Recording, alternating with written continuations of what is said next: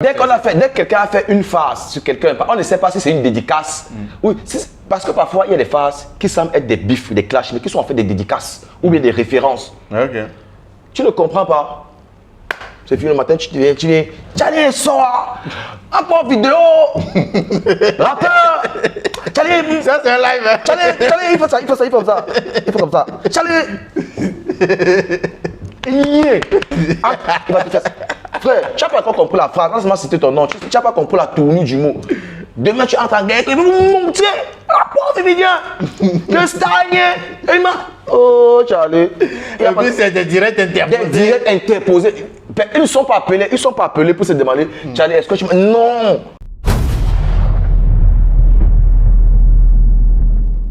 Salut tout le monde, soyez tous comme d'habitude les bienvenus à ce nouvel épisode de Plus Près. Et vous voyez déjà le frère à côté de moi. Vous savez, les anciens savent déjà ce qui va se passer. Non, il n'y aura pas de pitié. En tout cas les gars, soyez les bienvenus. J'ai avec moi un grand frère que je respecte beaucoup, Davendi. Plus Près, nouvel épisode. Let's go.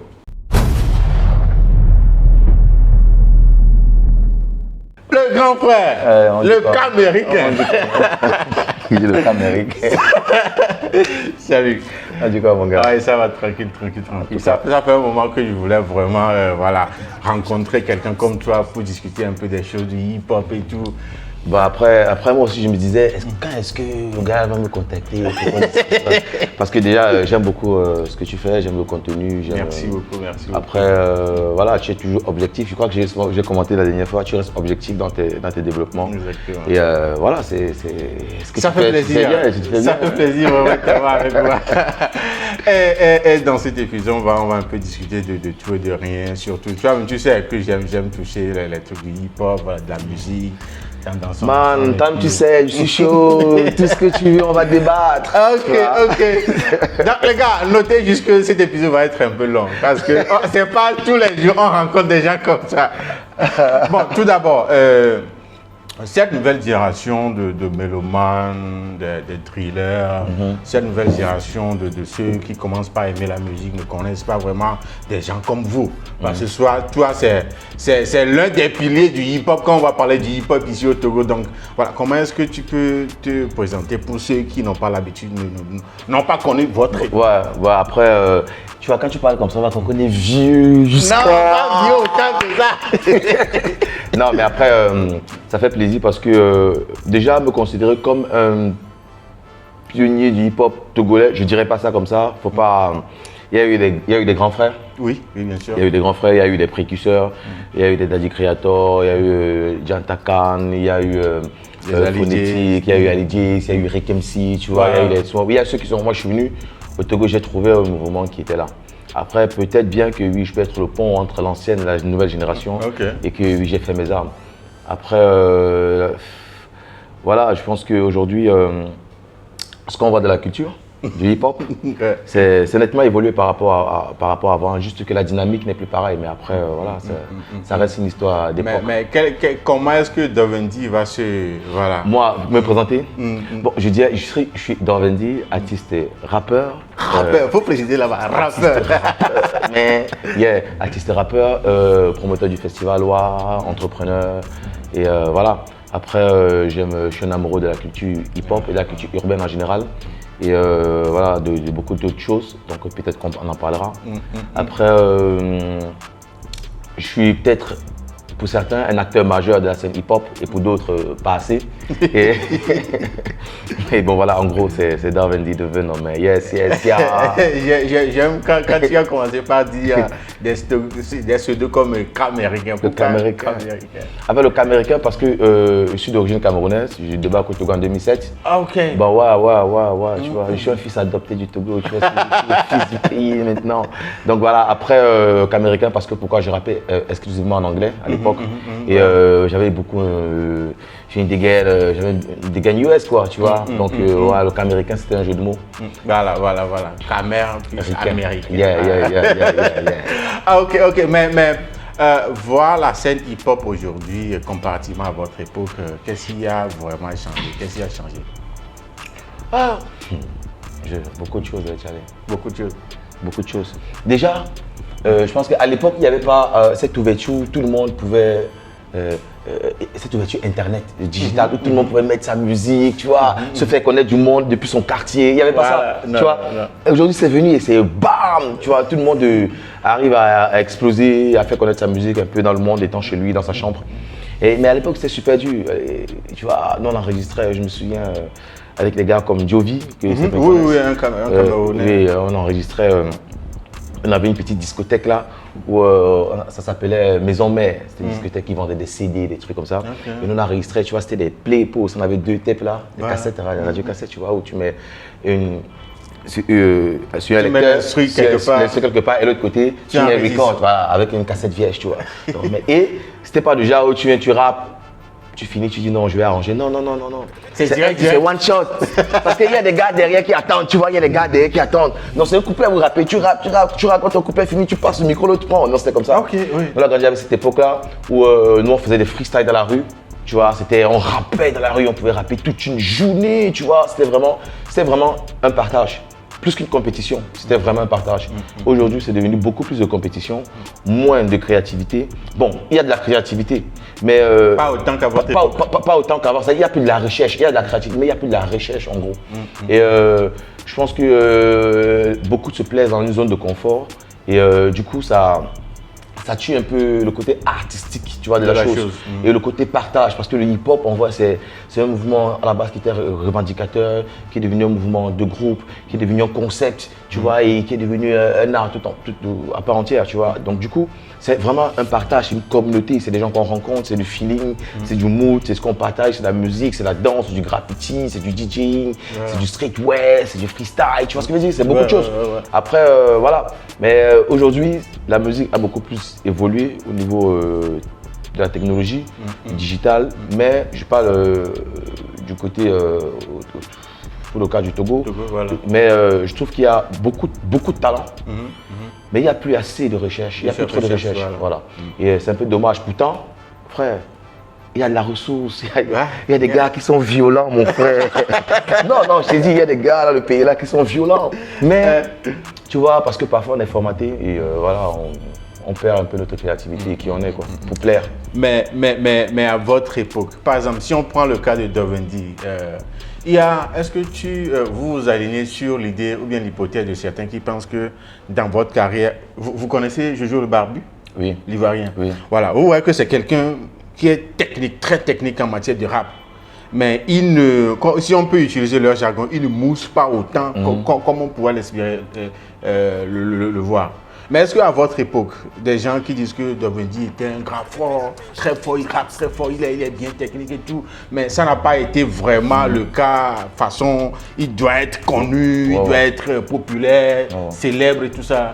Bon, vous vous alignez un peu sur l'hypothèse de ce groupe de personnes-là. Tu vois, je reviens sur ça à l'époque. Quand je dis à l'époque, c'est pas comme si on est vieux, tu vois. Non, oui, juste. Le rap, il a quoi, 50 ans, tu vois.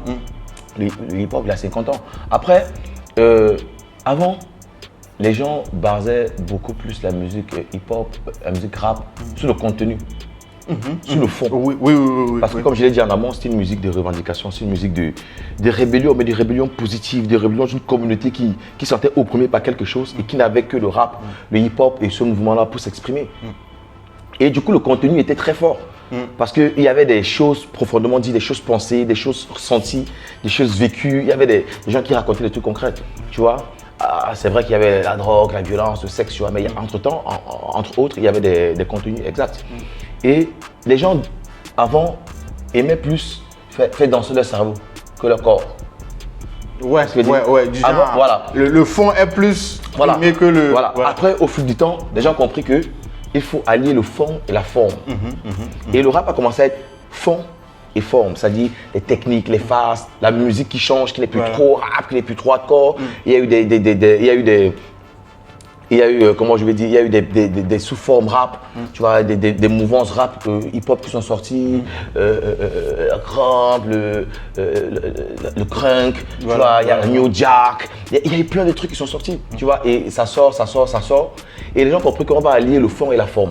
Mais en amont encore, en allant plus loin, on se rend compte qu'aujourd'hui, les gens ont plus mis l'accent sur la forme que le fond. Oui, Du coup, oui, voilà, oui, du coup, oui. on s'est dit, bon, voilà. Pourquoi? Parce qu'il y a un marché qui est venu, il y a un marché qui s'est créé. Il y a un marché qui s'est créé et les pays qui en profitent imposent une façon de faire la chose. Et c'est ça qui va.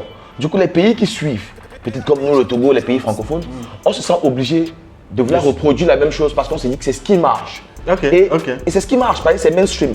Maintenant, on a habitué le public à quelque chose qui te dit il faut que tu danses avant d'écouter. Tu vois ce que je veux dire? Il faut que tu danses et que même si tu ne comprends pas, danse. Faut danser, voilà. Tu vois ce que je veux dire? Et c'est vrai, ça n'a pas de positif parce que ça peut distraire, ça ramène un business, ça fait tourner des trucs. Mais en même temps, il y a le côté qui fait que ça peut abrutir. Et ça fait que la musique perd son essence et son âme.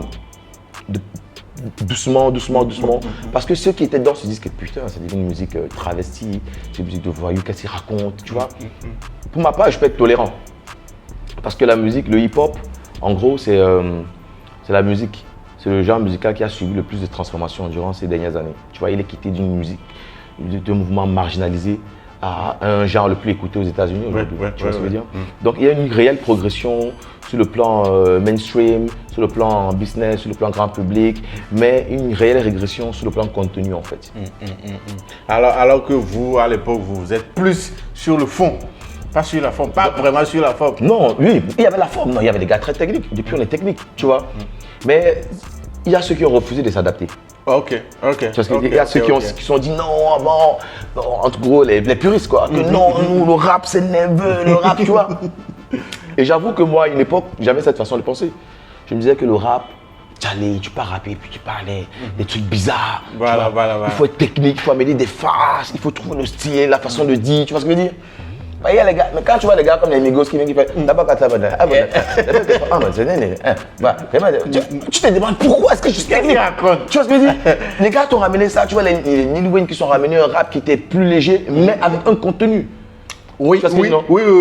Et on a l'impression que Lil Wayne n'est pas technique, par exemple, un exemple. Mais il est très technique. Pas autant technique, voilà. Non, mais il est très technique. C'est juste que la forme fait que quand tu écoutes, c'est doux. Tu te dis, oh, c'est pas. Mais c'est technique.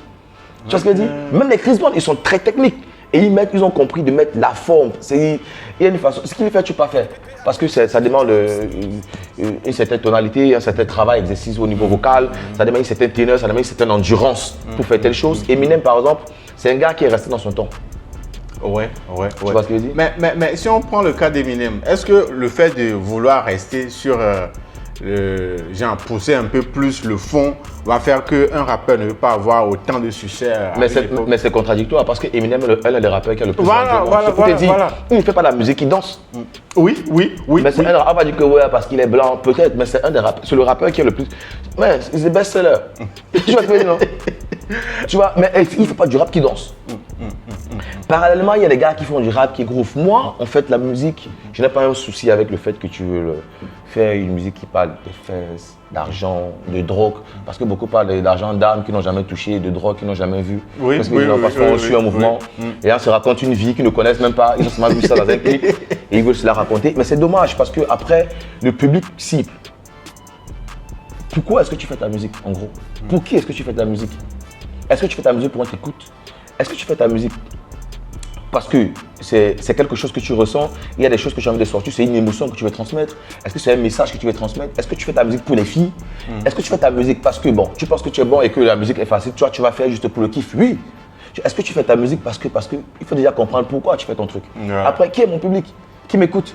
Tu peux être en train de faire des musiques du nerveux et tu te fâches que ça prend pas. Ça prend pas.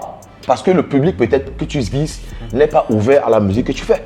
Okay. Tu vois ce que je veux dire? Donc forcément, il y a une restructuration que tu devras faire. Tu vas réinitialiser ton disque dur, tu vas retravailler sur les formes, tu vas t'adapter et tout ça. Jay-Z, il ne fait pas de la musique qui danse.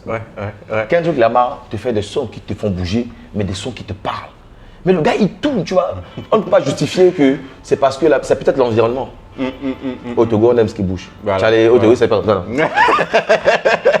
Comme dans mes réactions. Mais c'est cool, tu vois. Mais il n'y a pas que, il n'y a pas que ce public-là. Voilà.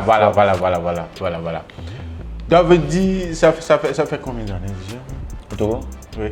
Ça fait, depuis 2007, ça fait 15 ans. Wow. 15 ans, Charlie. 15 ans au Togo. Il mange la pâte. À demain. Grave. Le feu sort. Et David dit 15 ans au Togo. a vécu différentes époques. Voilà, Beaucoup, de cette musique-là. Quelle est l'époque qui vous a plus voilà, marqué? Moi, pour être honnête,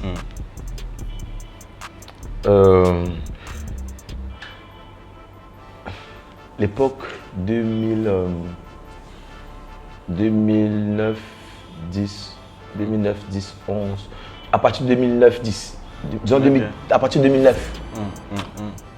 À partir de cette époque-là, ça m'a marqué moi personnellement. Pourquoi? Parce que ça faisait 2 ans que je suis arrivé. Non, disons 2010, pour être plus concis. Et je suis arrivé, il y avait une façon de rapper. Il y avait un rap qui était là. Voilà, je me souviens, je suis arrivé, il y avait à l'époque, il y avait les BC Warriors. Voilà. Speezy, oh, ma main, Speezy, that's my nigga, tu vois. Les BC Warriors. Il y avait Morona qui battait Morona. Voilà. Non, il y avait Morona. Après, il y avait ce qu'on appelle le régiment, il y avait les Couronnes. Je suis arrivé, je vois les rappeurs. Et à l'époque, il y avait une émission qu'on appelait No Pity, je crois que sur Nostalgie ou sur Metropolis avec.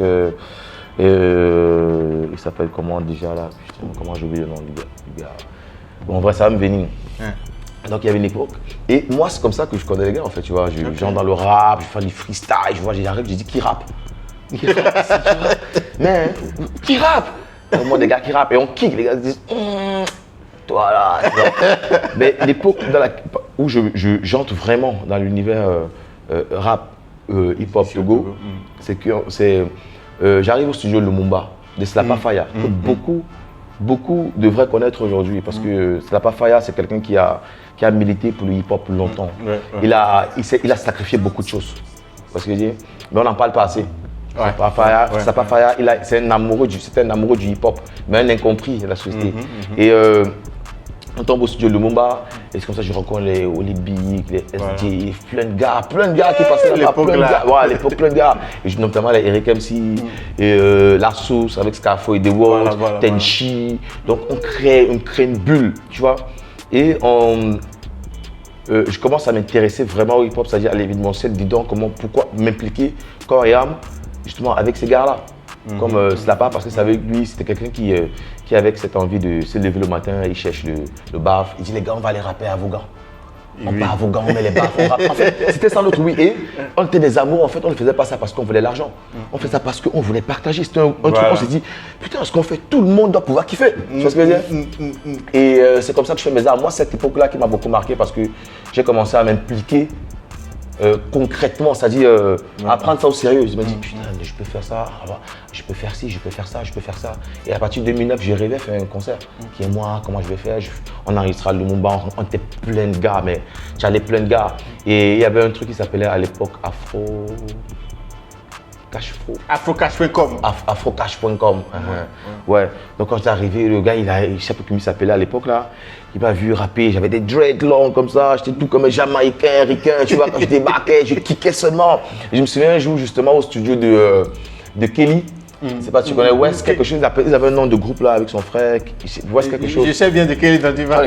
Il avait un studio au niveau de Hôtel de Ville, en face de Hôtel de Ville, il y a une maison en portail rouge là. Et c'est comme ça que j'ai rencontré justement les Speezy et Mike Flynn. Parce que le gars de Afrocash.com voulait qu'on a enregistré chez Kelly. Et il disait qu'il y a des gars qui rappent en anglais, ceux comme toi. Donc on est arrivé, on a vu, j'étais avec mon gars qu'on appelait Al, on était 2. Et on est arrivé là-bas, c'est comme ça que tu vois. On faisait des freestyles là-bas. À ce moment-là aussi, il y a Mike Flynn. Oui, c'est dans le truc de. Et le jour où j'arrive en studio, écoute, dans l'histoire, le jour où j'arrive dans le studio, il y a Speezy, Kelly était là, donc il y avait un beat. Speezy était là, donc on va. J'ai dit, on a dit qu'on devait se rencontrer ici, c'est le gars de Afrocash. Il me dit, ouais. Donc j'ai aimé l'énergie du gars quand je l'ai vu la première fois, Speezy. C'est un gars avec qui on a très vite connecté. Et je lui ai dit, tu rappes? Il me dit, ouais. Il me dit, toi aussi? Je lui ai dit, ouais. Je lui ai dit, tu rappes à quoi? Il me dit, il rappe en langue, il rappe en EV, quoi. En EV et en anglais. J'ai dit, en anglais, écoute, parce que moi je rappe exclusivement en anglais. Alors il me dit, ouais, donc. Et il y avait Kelly qui était en train de mettre des instruments, je faisais un beat là. Et moi je suis entré. J'ai kické, frustré parce que tu sais, nous au Gambie c'est comme ça, c'était mon époque, tu vois, quand tu vois un gars, quand tu arrives, tu vois un gars qui dit qu'il rappe, tu dis, tu rappes, rappons. Laisse-moi voir ce que tu as. Donc c'était un peu comme les maîtres Kung Fu à l'époque, tu vois, tu dis, j'ai appris qu'il y a un grand maître. Donc on arrivait et on rappe, il dit, damn. Et ensuite, mon gars rappe, il n'a pas rappé, il a écouté, il dit, oh, tu as laissé fort, on parle en anglais. Et il y a Mike Flynn qui arrive. Et Mighty Marie, tu vois, c'était BC Warriors, tu vois, Mighty Marie, Mike Flame. Moi, j'étais calme avec mes dreads, tu vois, posé dans mon coin, avec ma petite All-Star, mon petit jean Destroy déchiré, tu vois, ma petite chemise carrelée. J'ai encore cette image-là. Et Mighty Marie, il parle en langue, à l'époque, je ne comprenais pas très bien Mina. Il parle en langue à Speezy. Et il lui dit, c'est qui les gars là? Parce que j'avais impressionné au premier abord. Quand il a vu ma vue, il arrive, ma vue, il a senti. Bon, tu vois, à l'époque, quand tu vois, tu sais que le gars, il rappe. C'est pas un truc qu'on va discuter pour savoir si non, tu sais que l'apparence te disait, le gars là, il rappe. Tu vois? Donc, à l'époque, il y a le Black Eyed Peas qui chauffait beaucoup. Et je vais, il me dit, hey man, tu ressembles trop à Will.i.am. C'est comme ça qu'il me. On sait qu'il me dit, tu ressembles à Will.i.am, mon cousin. Tu vois, il me dit, tu rappes. Il dit, ouais. Et puis il demande à Speezy. Et puis il dit, en effet, quand on va les tuer. Tu vois, et Speezy lui répond, il va aller voir que mon frère, les gars là sont violents. C'est pas, faut laisser ce que tu vas les tuer. Les gars là sont violents. Donc, et je me souviens, Michael dit, donc c'est Michael, c'est quelqu'un qui met des styles, il était déjà bon à l'époque. Et comme ça, ça, il dit damn. Et bon, ce que j'aime chez lui, c'est que quand il sait que tu es fort, il te dit en même temps, Tchalé, tu es fort. Tu vois, et il n'y a jamais eu cette compétition entre nous parce qu'il y a eu ce respect. Donc du coup, c'est cette période-là. En montant, j'apprends avec les Eric MC, avec Snappa Faya, avec tous ces kicks-là. Je fréquente beaucoup là, au school parce que je viens d'arriver. Je peux comprendre un peu d'où ça vient. Et je pense que beaucoup de personnes devraient faire ça. C'est-à-dire comprendre d'où ça vient. Et on fait un concert en 2010, Ghetto Festival, avec c'est Snappa qui organise avec Awadi. Et voilà, c'est cette expérience-là qui m'a enrichi un peu. Et à l'époque là, quels sont ces rappeurs que tu as pris comme des favoris du genre, voilà. Tu peux aimer tout le monde, mais il y a des gens, tu te dis, voilà, ce gars-là, non, ce gars-là. Frère, il y a un gars, moi, je regarde la caméra et je dis ça. Il y a un gars, c'est l'époque qu'il a tué, c'est l'époque et l'air du temps qu'il a tué. Mais ce gars est violentissime, c'est une machine. King Lion. King Lion, c'est un monstre. Et moi, je dis, non, King Lion, tu vois, on a fait la session plus avec ce gars. On est arrivé, le gars, il est ailleurs dans sa tête depuis, mais il a compris. King Lion, c'est un tueur. Et moi, c'est des gars que, tu vois, je suis arrivé, j'ai gagné le respect de ces gars qui étaient, j'ai imposé. Et je veux donner le respect tout de suite parce que j'ai vu le genre de gars qu'il est. Tu vois, il est King Lion, damn. Normalement, à l'heure, ça devait être le Kenny de. Tu vois, il est trop loin, tu vois ce que je veux dire. Et moi, c'est des gars qui m'ont marqué. Et il y a des gars, justement, comme La Source. The World, des Scarfo à l'époque. Et je rappelle, il y avait le 67 à la Lonato, la cité de Lonato. Il y avait les dimanches, on faisait des sound systems là-bas. À 15h déjà, je te rends compte que les Scarfo, The World, moi, les Tenchi, on était là à 13h pour porter des baffes. Pour déposer, brancher les sons avec Slappa, Eric MC. On rappait, il y avait personne. Non, on rappait, il n'y avait personne encore dans la salle. On rappait dans les. Mon kiff en fait, c'est genre. Mon kiff, tu vois. Et il n'y a plus ce partage. Oui. Tu vois, il n'y a plus. Il n'y a plus ce partage, il y a trop la compétition, il n'y a pas d'industrie, il n'y a pas d'argent, il y a des guerres, il y a des clashs, il n'y a pas de partage. Des clashs de partout. De partout, et ça meurt. Et quand tu arrives à un gars, tu lui dis, hey, il serait bien de. Il prend la grossette parce que tu l'as approché, parce qu'il pense qu'il est très bon. En fait, des gars comme s'il y en a 2000. Moi, je marche dans la rue, tu vois. Et je disais la dernière fois, je marche dans la rue. Il y a des gars dans ce Lomé. Je dis dans ce Lomé, c'est pas, je ne veux pas encore quitter Lomé. Je dis dans ce Lomé. Frère, il ne veut pas faire carrière. Mais quand tu écoutes ce qu'il fait, tu te dis, putain de merde. Il devait cartonner s'il faisait carrière. Et toi-même, tu es un rappeur, je te dis, et moi j'ai envie de rapper. Il y a des gars, tu vois ce que je dis, il y a des gars comme ça. Mais parce qu'on ne les déniche pas.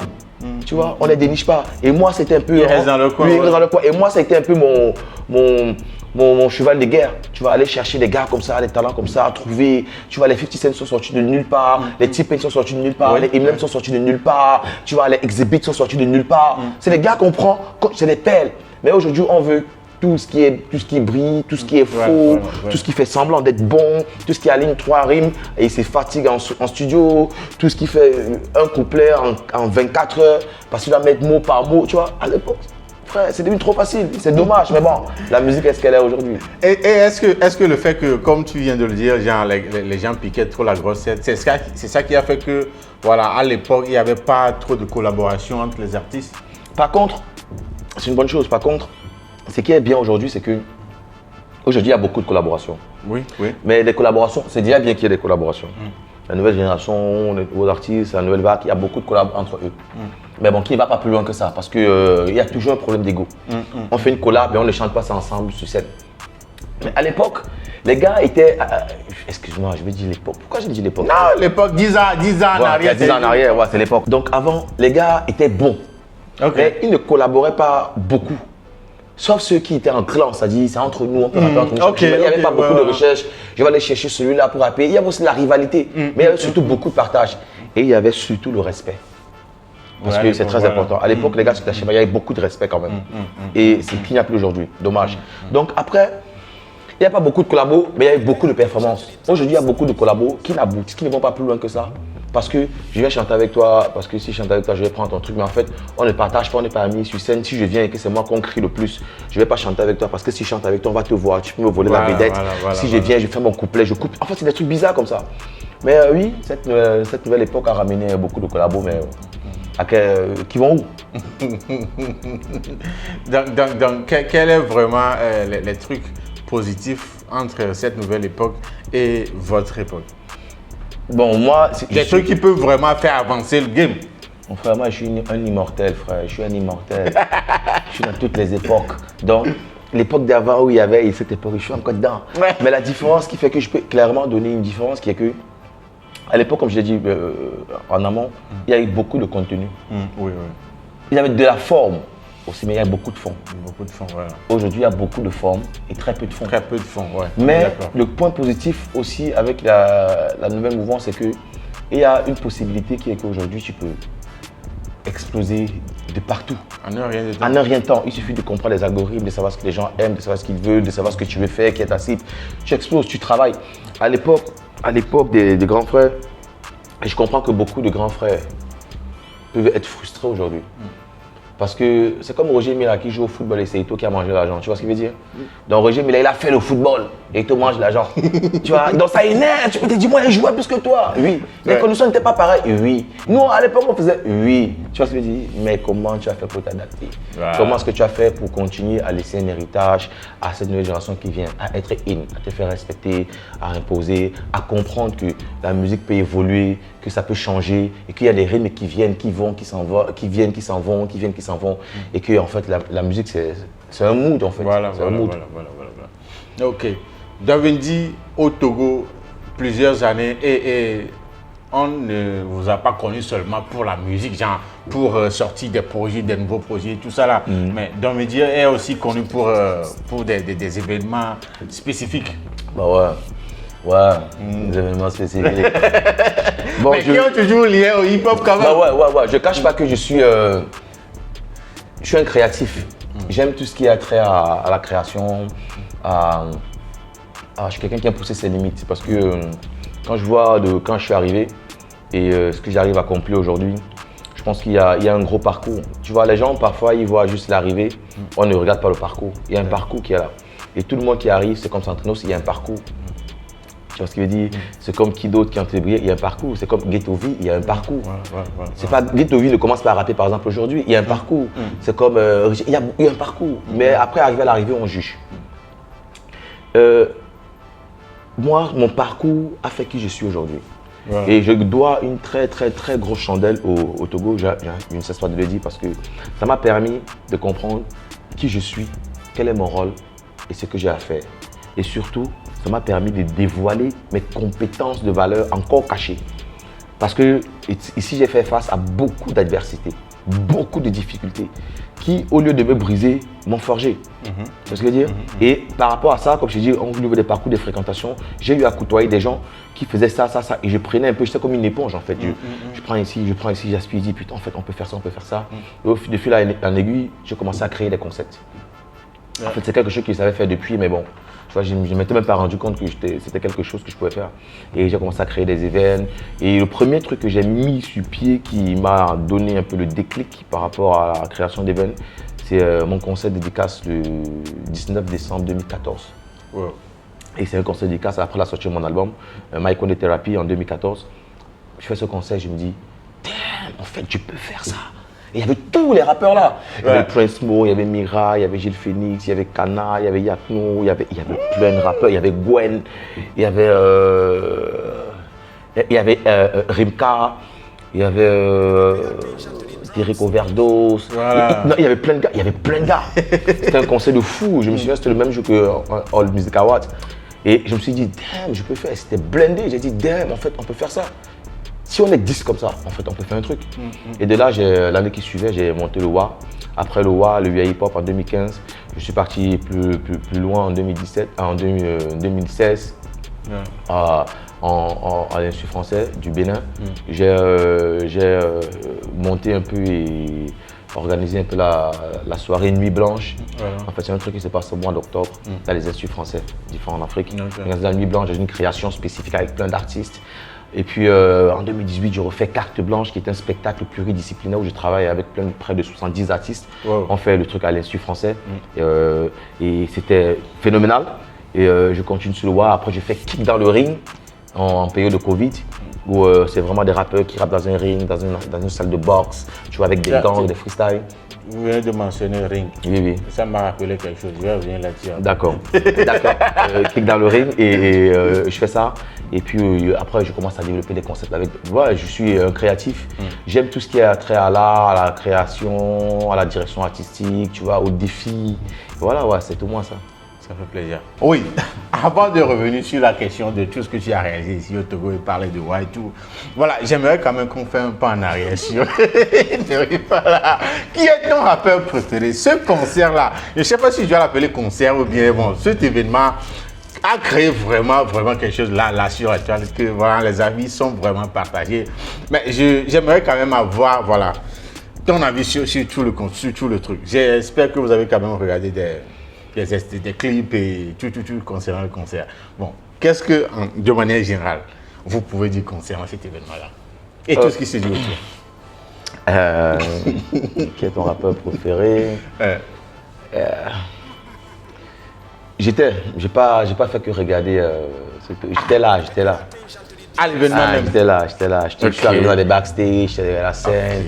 J'étais là en fait, Et c'est jamais fait discret, tu sais, quand tu viens là où il y a les choses des grands, il faut faire petit. Et la partie qui nous intéresse plus là, tu le sais déjà? Ouais, pour ma part, il y a eu, c'est vrai qu'il y a beaucoup de polémiques sur ce concept qui, ma foi, aurait pu être mieux amené. Ça aurait pu être mieux expliqué au public. Comment on amène ça, parce que je me souviens, comme je parlais de Kick dans le ring, c'est un truc que j'ai fait en 2019-2020 par la période Covid, qui s'est fait en direct, et où justement j'ai révélé des artistes comme Akhenaton, Réunion Akhenaton, ce truc-là.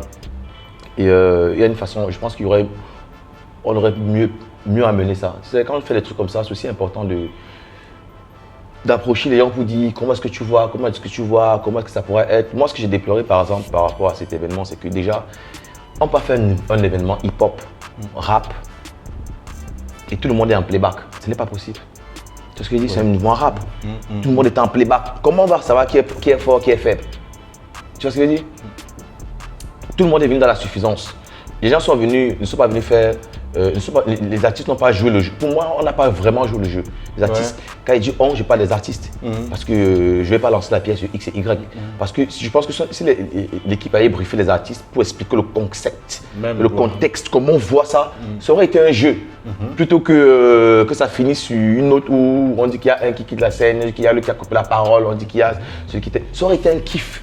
Et je me souviens que sur scène, à un moment donné, je suis arrivé, j'ai dit à Kevin, mais Kevin, franchement, moi je pense que ces artistes, il y a 5 gars qui étaient en compétition, c'est un jeu. On leur explique, on met les 5, on les aligne, le public les voit, c'est un jeu, c'est comme les trucs des boxeurs, des coachs, quand ils arrivent, ils font la pesée, tu vois, on voit le public crier, et puis on fait au tirage au sort, on appelle un monté de dessin, il kick son texte, un son, il remonte, on l'appelle l'autre, et puis ça crée de l'interaction, tu vois, c'est pas quelqu'un qui vient faire 15 minutes, il se tourne, il parle, fait 15 minutes, pendant qu'il chante, l'autre est à la salle, on le voit pas, l'autre, après on les appelle tous à la fin, je venais kicker, non, ça aurait pu être vraiment, ça aurait été une occasion de ramener les artistes et de créer une certaine solidarité plutôt que la rivalité. La rivalité aurait été dans le cadre d'un jeu. C'est un concept, c'est un jeu, on joue, tu vois, pour créer quelque chose. Mais ça aurait été plus ramené pour dire, allez, on a tous les mêmes fans, on a tous le même public. Le gars qui t'aime, c'est le même gars qui m'aime. Donc il faut laisser, t'as cette manière, moi je suis plus star que toi, tu vois ce que je dis. On n'a pas d'industrie. On aurait déjà pu amener ça comme ça. Les gars étaient en playback, il n'y a pas eu de concept réel. Les gars qui sont venus n'ont pas fait le spectacle. Et les gars qui sont venus chanter avec le micro comme ça. Et puis ils sont partis. Non, le micro ici, tu chantes comme ça. Le micro ici, tu chantes. Alors qu'il y a des petits qui sont venus en amont, il y a des petits qui sont venus en amont, des artistes en aide qui étaient. Il y a un petit, on l'appelle quoi là? Boy Dengo. Moi, j'ai remarqué ce petit, je vais le mettre sur le wall. Il est arrivé, il a fait son truc sur un beat, il s'est mis là, il avait des punchs. Quand tu vois un petit comme ça que personne ne connaît, qui débarque, qui kick, en semi-live, sur un concert rap où les grands frères sont censés passer, montrer l'exemple, et puis les grands frères viennent, tout le monde est en playback. Tchalé. Non, comment, tu vois, celui qui. De toute façon, on annonce le concert. Ouais, j'ai eu envie de partir, parce que pour moi, c'est kiff. J'ai dit, waouh, damn. Mais quand tu arrives, tu es dessus. Je suis parti quand Prince Mo rappelle. J'avais envie de voir Prince Mo. Je voyais les gars, j'ai dit, mais Eric MCT me parlait derrière. Il me dit, Dov, tu vois, non? Dov, tu vois, les gars sont en playback. Dov, est-ce que c'est normal? Dov, demain, il faut dire ça. J'ai dit, Eric, moi, il ne va pas parler. Alors, même si tu parles, tu es aigri, tu es un jaloux, tu ne connais pas, tu veux montrer que tu connais. Toi, c'est qui? Tu es allé dans Béni, on va te dire d'étranger, on va te dire tout. Donc, je me suis dit, man, je reste dans mon petit couloir, je regarde. Parce qu'en vrai, ce truc, c'est un truc de partage, il n'y a pas d'industrie. On devrait pouvoir se tenir la main, être comme des fourmis, porter ça, emmener, que je sois sur scène ou pas. Et d'ailleurs, Prince Mo, quand il est monté sur scène, il a une partie que il a dit, j'aime, attends, mon téléphone est où même? J'ai envie de faire écouter ça. Je peux avoir mon téléphone là? Ouais. Hein? Là, il a dit quoi? Hein? Il manque qui sur cette scène. Parce que vous savez, quand on fait les trucs, ce n'est pas pour dire qu'on devait m'appeler ou on devait appeler machin. C'est que quand on veut faire un concept comme ça, hein, ce qu'on n'a pas compris encore chez nous, c'est que ce n'est pas ce que tu fais en studio que tu vends en spectacle. Le spectacle, c'est le spectacle. Voilà. Et nos artistes sur scène, on ne cultive pas l'esprit du spectacle. Tu vois ce que je veux dire? On ne cultive pas le spectacle. On cultive le studio, on arrive, on sent c'est bien, on arrive, il faut que ce soit playback, il faut que ce soit comme c'est dans le CD. Parce que quand c'est comme c'est dans le CD, les gens aiment. Non. Pourquoi? Parce qu'on a peur de créer le spectacle. Après, ça me sent un truc comme ça. Hein? Prince Mo, hein? Ça reste Prince Mo. Tu vois ce que je veux dire? On peut dire qu'il est fou, qu'il est bête, qu'il marche. Ça reste Prince Mo. Et pour moi, c'est l'un des rares gars qui a assuré. Je dis ça avec beaucoup de respect que j'ai pour les autres. Mais ma préférence, ce soir-là, a été Prince Mo. Voilà. Parce qu'il est venu, déjà, il est en sémi. Comme quand il a fait son truc, il était en sémi. Et puis quand il a fait son truc, il quitte. C'est que. Il amène, c'est que tu sais, il a le truc. Et il a dit, il manque qui sur cette scène? Il manque Elon Vance. Pourquoi on n'appelle jamais Elon Vance sur les événements? Il manque Dorvendi. Voilà aussi. Il manque Dorvendi. Pourquoi on n'appelle jamais Dorvendi sur les événements? Pour sur des événements hip-hop. Alors qu'on sait que, man, il ne faut pas qu'on se mente. Tu vois ce que je veux dire, non? Sur la scène hip-hop au Togo, je dis bien sur la scène hip-hop au Togo, les gars qui font le spectacle, ils ne sont jamais appelés. Non seulement ils sont jamais appelés, moi je nous compte. J'ai dit les gens qui font le spectacle, la créativité sur la scène. Quand on amène sur le spectacle, on est 3. Tu vois ce que je veux dire? Quand je dis le spectacle, tu peux être bon. Je dis les gens qui font le spectacle, on est 3. Il y a Dorvendi, il y a Elon Vance, il y a Fofo Scafo. Et bon. Tu vois ce que je dis? Non? Je dis ça et je ne mâche pas mes mots. Les autres sont bons, mais ce n'est pas des spectacles. Quand il y a la scène, voilà. On sait qu'il y a une scène. Là. Ce n'est pas venu, tu as un petit faire. Non. La scène, c'est un partage, c'est une énergie. Mais si aujourd'hui, tu t'élèves, tu dis au gars que venez, on va faire une masterclass, on apprend la performance scénique, tu dis que c'est toi, aucun gars ne va venir parce que chacun connaît. Du coup, parce qu'on refuse de se former, chacun connaît. Mais non. Mais les artistes arrivent, ils chantent. Puis ils chantent comme ça, ils mettent le micro, ils mettent comme ça. Je voyais les gars qui. Je te jure, il y avait des gars dans le public parce que moi j'ai marché dans le public pour avoir des réactions. J'aime. Parce que c'est important de comprendre ce que pensent les gens, avoir la psychologie de la cible, du public. Comprendre où ils sont. Qu'est-ce qu'ils attendent? Tu vas venir sur une scène, tu vas venir dans un marché où tu vends Botocoin, où tout le monde a besoin de gaou. Personne ne va acheter Botocoin. Oui. Tu vois ce que je veux dire? Ouais. Man, tu vas venir dire que tu vas imposer Botocoin. Maintenant, tu arrives, tu vois qu'il n'y a pas Botocoin, tout le monde aime gaou. Comment faire en sorte que mon Botocoin passe dans le marché de gaou et que je commence à créer des consommateurs de Botocoin? Tu es parti imposer que c'est le Botocoin qui est bon et puis tu es comme c'est le Botocoin, il n'y a plus besoin de faire d'efforts sur gaou. Non. Et c'est notre problème, les artistes ne font plus d'efforts. Même quand Cédric a fait le concept, d'accord, il a appelé les artistes parce que lui, il a eu une idée derrière qui a dit que bon, on va faire ça, on va appeler les artistes pour faire. Les artistes aussi, eux. Pourquoi ils ne sont pas dit, allez, on arrive là-bas, qu'est-ce qu'on fait? C'est le hip-hop qui sera mis en valeur, qu'est-ce qu'on fait? Comment on fait ça? Personne n'a contacté personne, ils ne se parlent pas. Tu arrives dans la salle, chacun dans sa position, chacun assis là-bas. Après, à un moment donné, tu vois, Mike qui parle avec lui, et puis Prince Mo de l'autre côté, après ils se mettent, puis Calus de l'autre côté, Black Mano ici. Je suis arrivé dans la salle du Calus, je regarde ça, j'ai dit, mais pourquoi en fait? Pourquoi? Je ris, je sors, j'ai dit, ça ne devrait pas être ça. Il va se mettre, Tchalé, parler, et dit, hey, Tchalé, c'est un spectacle. C'est un spectacle. Voilà. Quand tu passes, il te donne la force, et Tchalé, hey, kill. Quand tu parles, les gars qui disent, oh, ils sont, peut-être que tu es en train de chanter, les gars, ils peuvent venir derrière, c'est un jeu. Le public a envie de voir cette magie. Non, le public a envie de voir cette magie, on n'a pas envie de voir. Je suis plus fort que toi, on a chanté à deux, mais le jour on m'invite, je ne chante pas la chanson qu'on a fait à deux parce que c'est moi qu'on a appelé. Donc je suis star. Non, on est où? Et avec ça, comment les petits qui viennent, qu'est-ce qu'on veut transmettre comme héritage? Voilà. Qu'est-ce qu'on veut donner aux jeunes qui arrivent? Qu'est-ce que tu veux laisser? Tu veux laisser, tu étais fort, tu es parti où? Moi, je passe par la télé, sur toutes les chaînes, comme on ne joue pas mes sons sur TikTok chaque jour. Mais j'ai tourné plus que beaucoup de rappeurs qui sont locaux. Tu vois, je suis sorti faire des festivals à l'extérieur, je suis allé chercher, je suis allé voir, monter, chercher, j'ai dépensé mon argent, j'ai sacrifié du temps. Tu vois ce que je dis? On est dans la zone de confort, tout le monde est à l'aise à Lomé. On est à Lomé, on est fort. On est à Lomé, tu es allé au Saint-Autor, tu es allé à Lamé, quand on dit ça, c'est fini. Tu marches, la grosse tête, c'est moi la chose. Ta tête, on n'appelle plus ça grosse tête, on appelle ça gigantesque. C'est énorme. Tu marches comme ça, tu es chez toi, tu ne peux plus sortir pour aller à la boutique parce que tu dis que tu es une star, on va te voir, il faut que tu te caches, tu ne parles plus avec les gars de quartier parce qu'on joue ton son dans les téléphones, tu es devenu. Tu vois, pourquoi? Tu vois ce que je veux dire? Ce concept aurait bien pu être amené. On va lancer la pierre, on va dire oui. Moi, je ne vais même pas jeter même une pierre à l'organisation ou à l'organisateur ou à Costa, non. Je vais dire aux artistes, qu'est-ce que vous avez fait de cette scène qu'on vous a donnée? Qu'est-ce que vous avez fait de cette scène qu'on vous a donnée? Voilà. Tu vois, et quoi c'est prochainement, il dit peut-être concert hip-hop, mais live. Combien sommes-nous capables de faire ça? Tu vois ce que je dis, non? Il y a les jeunes gars qui font ça, il y a les gars qui font. Mais d'amener ça, comme les rappeurs, il y a les artistes qui vont te dire non, tu allais, parce que. Il ne peut pas. Non, ça ne peut pas. Le fait n'est pas de ne pas pouvoir. Le fait est de savoir que je ne peux pas, mais je veux faire, je vais apprendre. La démarche de vouloir faire. Tu comprends? Il n'y a aucune honte à dire que je ne sais pas faire ça.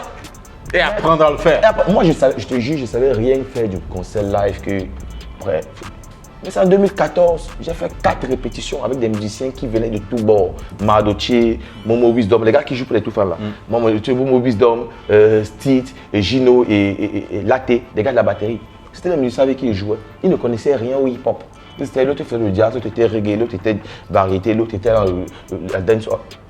On a fait des sons rap, les gars. Et puis au fil du temps, les gars, tu as envie, il faut déjà que tu développes une certaine envie, une certaine volonté de vouloir apprendre. Voilà. Mais quand tu ne veux pas apprendre, tu connais. Tu vas rester médiocre, Tchalé. Le hip-hop togolais, en tout cas, ça fait plaisir d'écouter ta version, ton envie sur l'événement quand même. Mais à part ça, il y a le truc de clash de nos jours dans le mouvement. C'est quoi? Comment est-ce que tu vois ça? Est-ce que tu penses aussi que c'est quelque chose qui peut vraiment booster les choses, amener une certaine énergie autour de la chose ou bien bon? Man, le clash, les beefs, ça fait partie de l'univers du hip-hop. Tu vois ce que je veux dire? Et puis, il faut comprendre pourquoi tu fais le clash aussi. Voilà. Ça t'apporte quoi? Maintenant, si tu fais le clash pour faire le clash, je vais te dire un truc dans la musique. Et aux jeunes rappeurs qui aiment clasher. Tu peux être fort jusqu'à. Quand tu commences à clasher un autre rappeur, c'est pour ça que beaucoup de personnes se prennent le truc avec Mike Flame. On veut clasher Mike Flame, on veut clasher Mike Flame.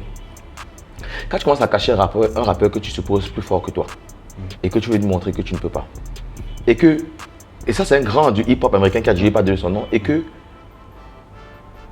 littéralement il est au-dessus de toi sur plusieurs plans.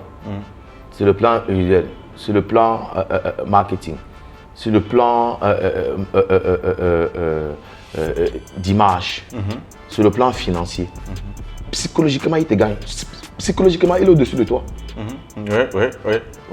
Pourquoi Booba passe le temps à éteindre tous les gars qui viennent? Il a l'argent, il a les moyens, il fait ce que les gars ne font pas.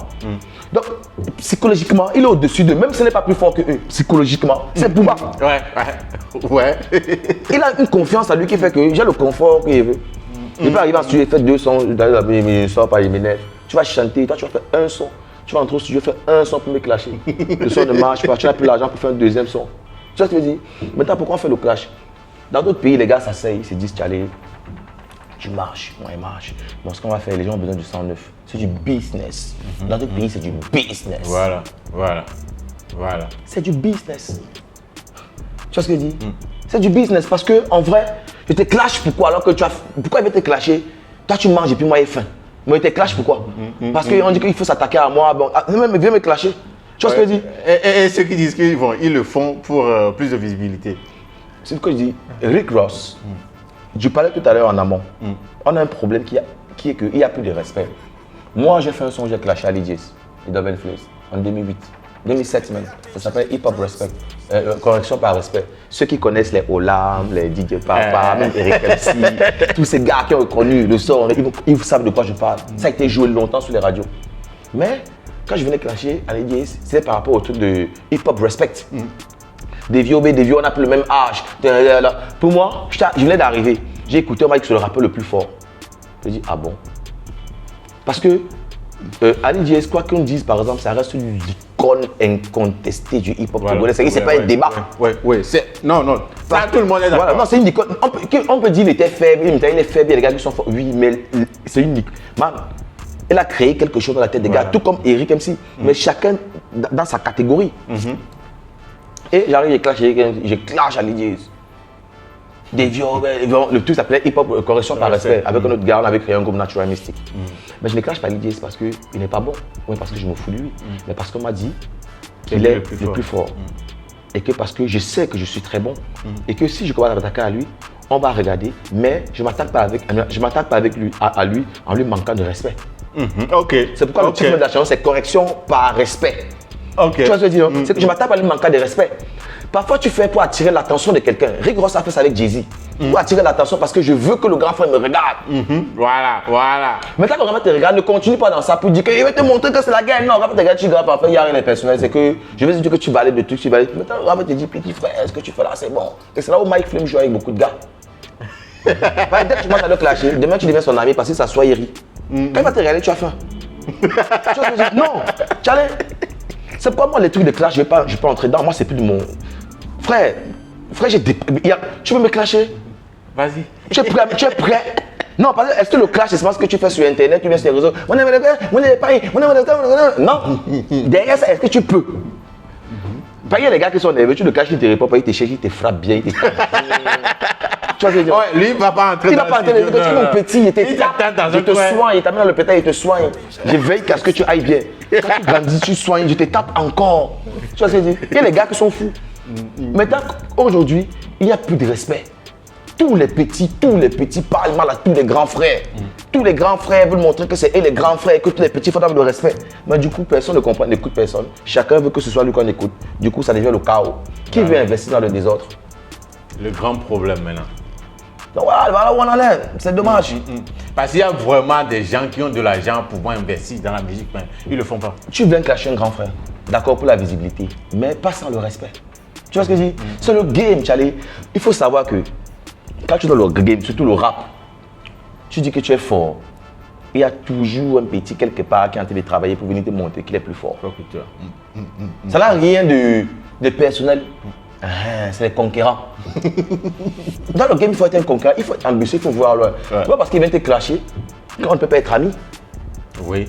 Mais au Togo, quand tu me clashes, va. Dès que quelqu'un a fait une farce sur quelqu'un, on ne sait pas si c'est une dédicace. Oui, parce que parfois, il y a des farces qui semblent être des bifs, des clashs, mais qui sont en fait des dédicaces ou bien des références.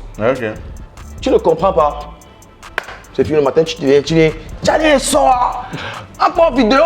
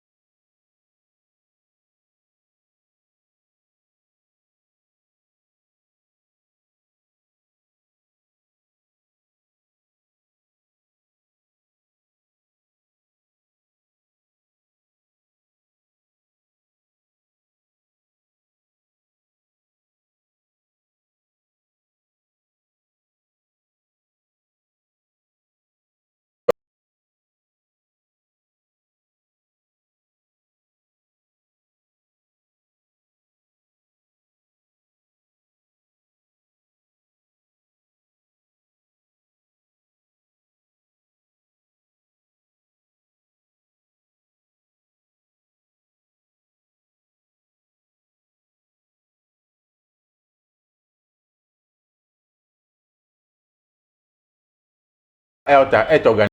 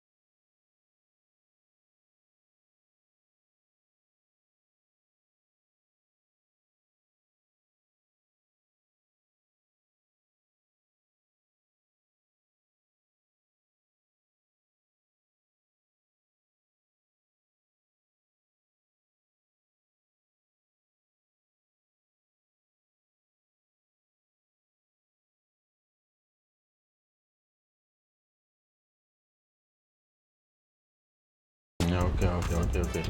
Il y aura toujours des scènes où des artistes, des rappeurs viendront performer et tout ça. Ouais, il y a un concert. Et puis il y a un appel à artistes qui a été lancé. Pour les artistes en NEP qui viennent passer, vous allez sur la page, vous envoyez par mail, Festival WA, ton nom, ce que tu as fait et tout ça. Nous, justement, nous sommes dans cette démarche de dénicher et révéler des talents. Parce que pour moi, la musique d'aujourd'hui qu'on voit n'est pas seulement les artistes qu'on voit. Tu vois, les artistes qu'on voit, ce n'est pas eux qui font la musique. C'est pas que eux qui font la musique togolaise. C'est pas que eux qui font le hip-hop togolais. Il y a des jeunes petits très très prometteurs, mais parce qu'ils n'ont pas, et je dis ça parce que j'ai connu ça, ils n'ont pas les moyens de se faire valoriser, de se faire proposer une scène professionnelle et de pouvoir prouver et montrer ce qu'ils font. Du coup, ça devient difficile pour eux de s'exprimer et beaucoup finissent frustrés, beaucoup abandonnent alors qu'il y a tellement du potentiel. Voilà. Ok. Donc voilà, sur cet aspect, sur cette partie WA, est-ce que tu peux déjà donner les accès ou bien les comptes sociaux de WA, comment on peut contacter tout ça là? Le WA c'est sur la page Instagram, Facebook, vous écrivez au 98 83 15 15, vous écrivez vers la page Facebook ou Instagram, WA, Festival WA, Hip Hop, c'est sur Instagram. Après, quoi d'autre? C'est tout. Si vous voulez contacter Fowa, c'est tout. Ok, ça fait vraiment plaisir de venir se ressourcer, laissez-moi dire ça comme ça, auprès du grand frère. En tout cas, ça a été vraiment un réel plaisir pour moi d'avoir cet instant-là avec toi. Mais quel est ce message-là que tu aimerais envoyer aux amoureux du hip-hop ou bien aux acteurs du hip-hop de notre époque? Le seul message que je peux donner, c'est soyons conscients en fait, de ce qu'on est en train de faire. Parce qu'aujourd'hui, beaucoup de choses, les choses vont vite. Tu vois, il y a moins d'offres, il y a plus de demandes. Donc aujourd'hui, quand un artiste sort un son, on dit c'est pas grave, on veut qu'il sorte un autre truc dans 3 jours. Réfléchissons à ce qu'on veut faire, soyons productifs dans nos domaines respectifs. Faisons ce qu'on veut faire, faisons-le professionnellement. Donnons du crédit à ceux qui en méritent. C'est-à-dire, je sais que tu es bon à fabriquer un cocktail. Je vais voir Kodjo, parce que je connais Kodjo. Je sais qu'il va me faire un cocktail pourri de merde. Mais parce que je ne veux pas venir reconnaître que tu es bon sur un cocktail. J'ai le verre pour faire le cocktail, j'ai le bar. Mais j'ai besoin d'un gars qui fabrique les cocktails. Qu'est-ce qui m'empêche de venir t'appeler et te dire bro, j'ai le bar, j'ai le verre. Fabrique le cocktail, on vend. Parce que je ne veux pas accepter que tu sais faire le cocktail que je ne sais pas faire. Je vais pas t'appeler Kodjo qui va venir dans mon bar où il y a des verres, faire un cocktail pourri qui va faire vomir les gens. Soyons objectifs, soyons clever. La musique, c'est faire du business.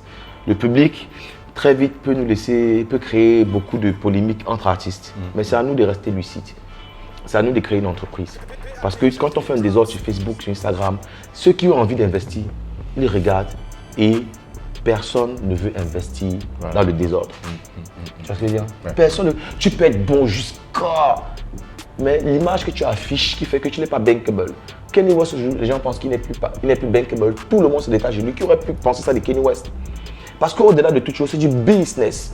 Il a raison, il a tort. Le gars qui te suit, lui, fait du business. Il ne veut pas savoir si tu as raison ou si tu as tort. Voilà.